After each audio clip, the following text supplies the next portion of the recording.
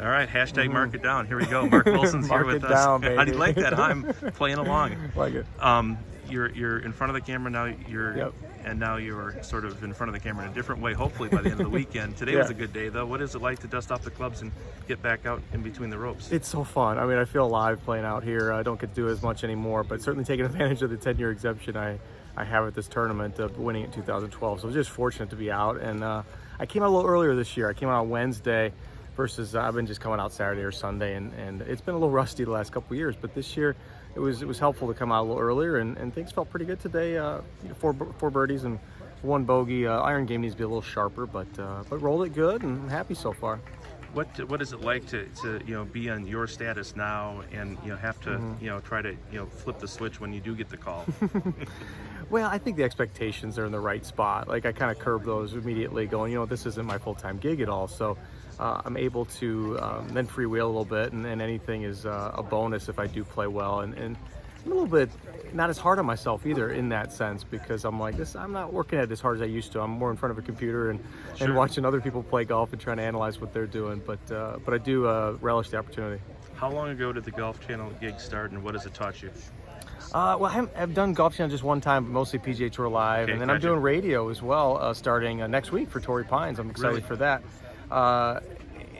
First time was last year at Phoenix Open, and it was just one of those. I had one on the schedule, and it parlayed it into 9 of them. So apparently they thought I did an okay job. They said they liked my stories and insights, so I took that as a positive. And then radio called me as well to try to do some live golf with that. So I'm excited to add that to the schedule. So I've already got 13 events through August booked. So I definitely have a little more certainty this year than I did last year at this time. What have you learned about the various platforms you're working for?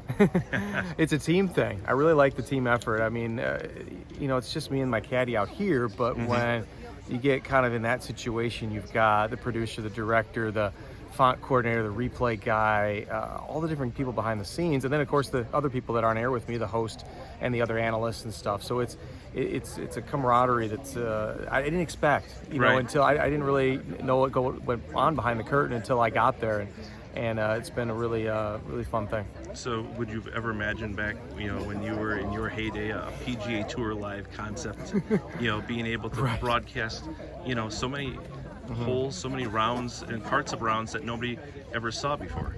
No, and I mean, what's so exciting, the Players Championship, tune in this year, because every shot, every player is going to be shown. I mean, how cool is that?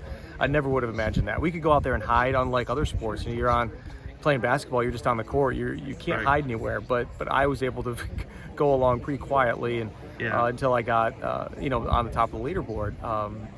Unlike, it's not the way it is anymore. They've got cameras out everywhere, and doing PGA Tour Live, following guys for the whole round really helps you develop a sense of what they're going through and the ups and downs. And when you see a 68 on the card, how did they get there? And you realize that we don't hit it exactly where we're looking every time, not even close. But it'd be a great tool for kids in high school and college that want to aspire to be here to actually watch and learn what it takes. A lot of people that have gone into the media side of golf have come back and played well because they've actually, maybe listened to themselves talking about other people, that kind of thing. I know you haven't done it much coming back to this side of the ropes, but a round like today, do you kind of draw on some things that you've seen? Certainly, and I think the main thing is that the best players in the world are not exactly hitting it exactly where they're looking every time, and we're going to miss greens with wedges, and instead of kicking yourself, go get that thing up and down or chip it in and then move on to the next hole. And so I'm not as hard on myself as maybe when I was playing full time. Now, with the radio gig, this will be the first time you said, or is it? Wow. So how have you prepped for that? Because it's a little bit different than describing stuff that other people are looking at. Talked to the producer recently about kind of how it works, and he gave me an analogy of it being a basketball team, which was good. I love basketball growing up, and we're all just kind of just working together as a team. Like I said earlier, I'm gonna just figure it out as I go, and I know that the thing I really want to do is again give my insight into me as a player and what I feel like the player's thinking versus doing the easy thing and spouting off stats and that kind of stuff. So it's going to be exciting. And as far as this tournament goes, you've played these rotation of courses many times. What does a round like today do for you? And how do you like La Quinta versus the other couple? Sort of what's the game plan going forward? Yeah, I never really played great here. I usually a few under. I did shoot 5 under the year I won in some high winds, which was a great round. But it's nice to just get under par today and get going in the right direction. And there's plenty of birdies out there. They set up nice for us. But you got to keep going low here. I mean, the cut's likely going to be double digits under par, and the winning scores can probably be 20 something. So I got a long way to go, but I'm happy to be in the red after the first day. Right. Also asking people about because this the Pete Dye course is in the rotation here, and it's kind of was one of those courses that kind of made where he made his mark. Your thoughts on losing Pete and what PGA West, Whistling Straits, Black Wolf Run, and obviously the Players course at Sawgrass, what he meant to the game. Yeah, his legacy will live on, of course, through his courses, and we're going to see it on TV a lot through these tournaments. I remember couldn't wait to go play Black Wolf Run as about a 13-year-old. I mean, me and my friend, I remember just calling the pro shop ahead of time. Even my parents didn't even know and getting a tee time, and then telling the parents, "Hey, we got a tee time." Like, "Oh, you do? How are you going to pay for that?"